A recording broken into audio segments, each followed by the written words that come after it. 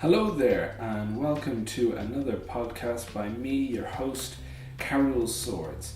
In these podcasts, we look at the tools and services available to independent authors who are looking to get their work out there and read and hopefully bought. If you're new to it, new to the podcast that is, then I basically just chart my own experiences in kind of working and navigating through the world of independent publishing. It's not a masterclass, it's not the final word in all things indie. It's simply my experience of making an effort to get my work out there and read. There's plenty of other podcasts before this one, you can check those out at your leisure. But today we're going to be talking about editing. Now, editing is very important. I mean, that's a bit of an understatement. A part of the process of getting your work ready for readers and for the outside world. It's one of those things that I think more in the beginning of the indie world, people were kind of a bit reluctant maybe to call on professionals to edit their work. They thought it was less important. They thought they could kind of skim that part, maybe just get a couple of friends to read over it, hope that their own eye was able to pick up on everything, and generally kind of do it in an amateur sense. Not necessarily amateur, unprofessional and sloppy, but just amateur, as in not professionally edited and paid for.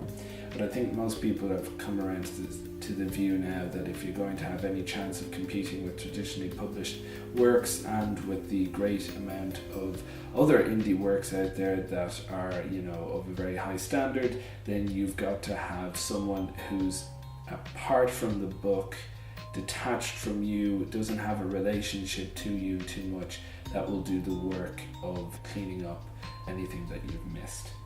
In terms of the steps before going to a professional editor, that's kind of what a lot of the emphasis of today will be about.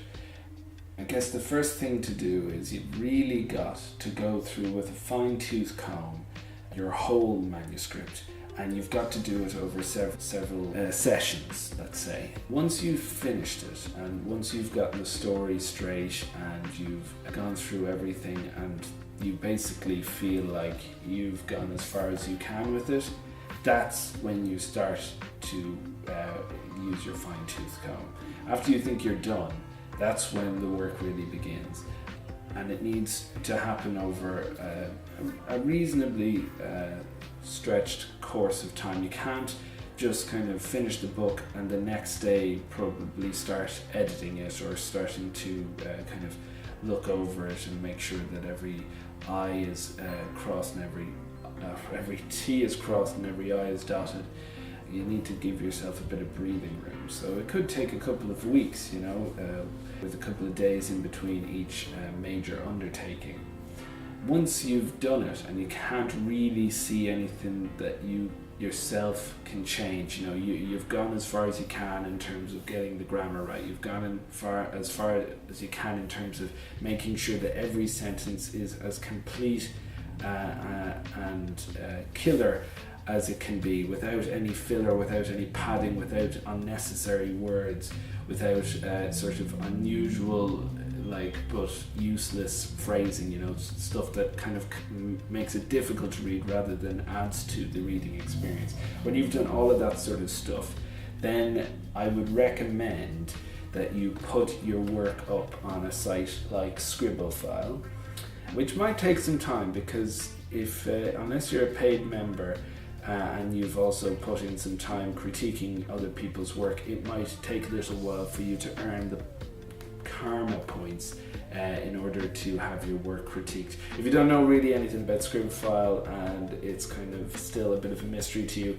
then maybe you should stop this podcast and go to the podcast I did about Scribophile, just so that you can fill out kind of the whole sort of thing in your head. But let's just take it that you do know what Scribophile is about, and just say that it could take a little time to get the whole thing looked at, and that will depend both on whether you're a free member or whether you're a paid member of Scribblefile, but it's definitely a next step as far as I'm concerned. After you've done that and you've had it critiqued by other writers and you've rewritten it based on whatever additions from their comments you choose to integrate into your story, the next thing to do is to find some beta readers. The more the merrier, really. You might think to yourself, oh, well, if I have 7 or 8, they'll give lots of contrary remarks. I won't really know what to do. But I think overall, from what I read of people's experience of beta reading, it's better to have more than less. Because some will also drop out, they can't read it anymore, it wasn't their thing to begin with, they were interested but now they're not, there's been some sort of issue in their personal life, they can't continue. So it would be better to start out with 10, thinking that maybe you'll get 5 at the end. Depends again on your work and the just the luck of the draw. But the more you have, the more you can take of people having to drop out.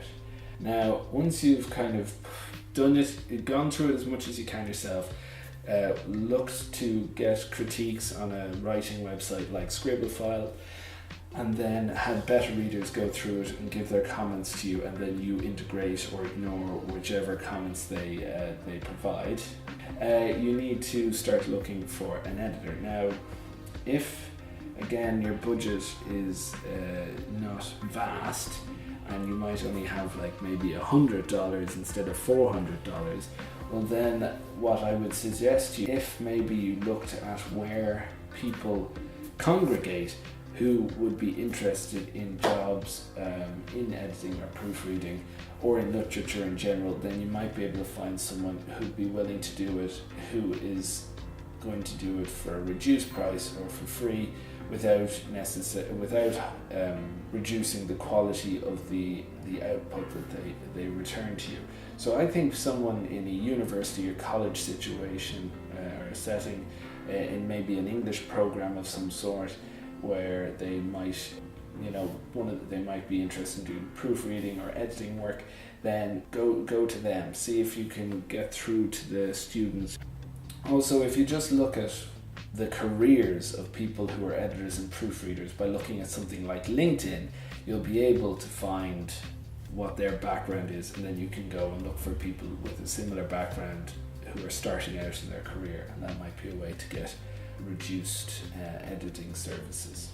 Then I guess just like anything else, you need to check out samples of their work and make sure that they work in or enjoy or have a good understanding of the genre that you write in. There's no point in giving your book to someone if they really only read romance novels and they don't have experience of another genre, particularly something that's quite different, like medical thrillers.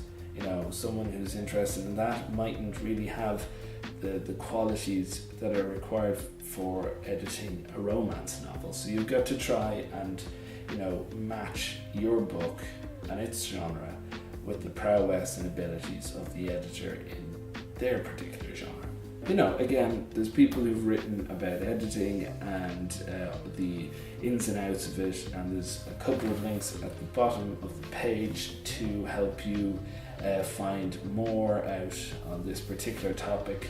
But hopefully I've been able to give you some thoughts that will be useful to you. If you did find it useful, please consider making a donation through Patreon, through PayPal or Gumroad, because all your support is very much appreciated, and it all goes towards making sure that I can continue to do stuff like this and other projects that I have.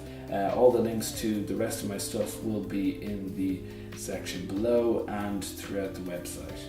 And of course, if you're interested, I have 2 books out, Bedtime Stories for Grown-Ups and What Now? Life of Leaving Cert and Planning Your Next Steps. Both are available. Finally, if you're looking to get any narration work done or have any projects, audio projects, and you'd like maybe help or assistance, then please get in touch as well. Okay folks, well that's it for today. I hope it's been useful. Any comments in this section below if you have anything you wish to say or have any thoughts on topics for future discussion. So without further ado, I bid you adieu. Goodbye.